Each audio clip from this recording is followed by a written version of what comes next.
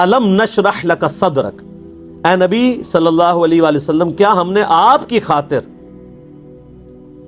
آپ کا سینہ کشادہ نہیں کیا؟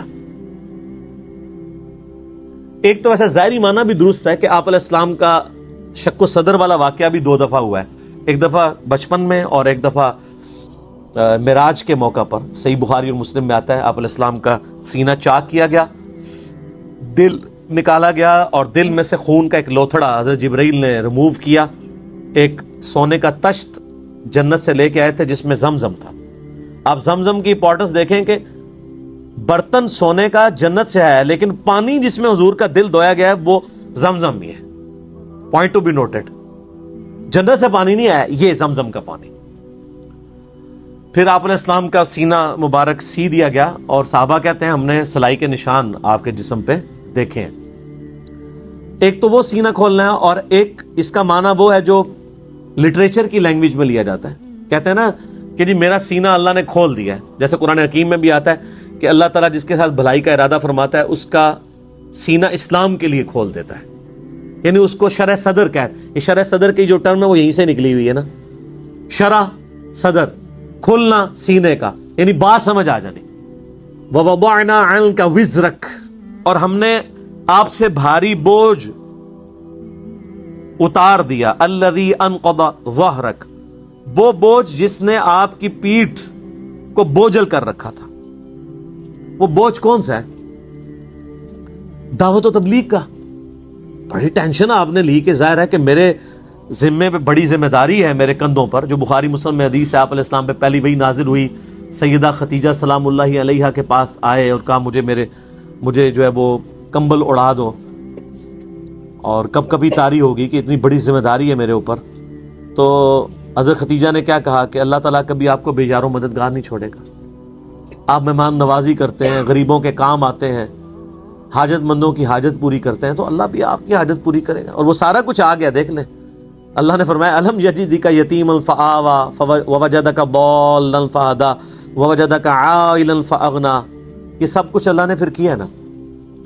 تو پھر اللہ تعالیٰ نے آپ کو مخلص ساتھی دیے جنہوں نے آپ کے ساتھ ہر مشکل وقت میں کھڑا ہوئے۔ ظاہر بوجھ اسی وقت ہلکا ہوتا ہے نا جب آپ کے ہاتھ بٹانے والے لوگ ہو جائیں۔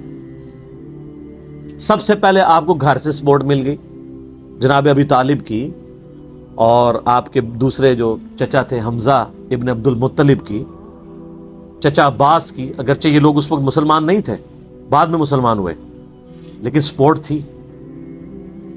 اور مولا علی کی سپورٹ، اس وقت تو خیر سیدنا علی چھوٹے تھے، لیکن بعد میں ظاہر ہے کہ وہ بھی ایک سپورٹ اس حوالے سے تھی۔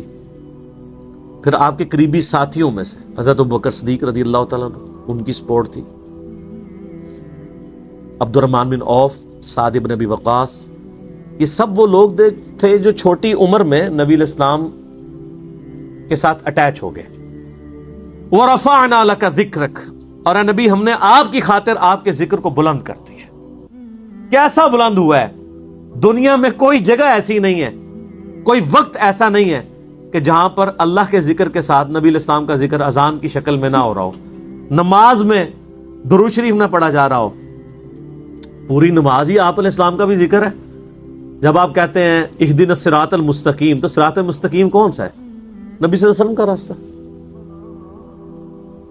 درود شریف میں تو ڈائریکٹ آپ علیہ السلام کا نام آ جاتا ہے، اس کے علاوہ بھی ہر وقت آپ علیہ السلام کا ذکر۔ فَإِنَّ مَعَ الْعُسْرِ يُسْرًا إِنَّ مَعَ الْعُسْرِ يُسْرًا، پس ہر مشکل کے ساتھ آسانی ہے، بے شک ہر مشکل کے ساتھ آسانی ہے۔ ایک ہی آیت کو 2 دفعہ ریپیٹ کیا، یہ بڑی اہم ترین آیت ہے۔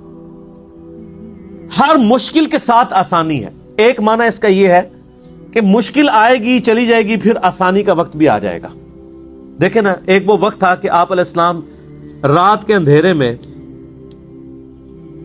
مولا علی علیہ السلام کو اپنے بسترے پر لٹا کر امانتیں سپرد کر کے جا رہے ہیں، حضرت ابوبکر کو ساتھ لے کر غار ثور میں، پھر اس سے آگے۔ اس وقت آپ علیہ السلام نے کیا کچھ آپ کے دل پہ خیال آ رہا ہوگا کہ میری قوم نے مجھے اس طریقے سے نکال دیا ہے، لیکن اللہ تعالیٰ نے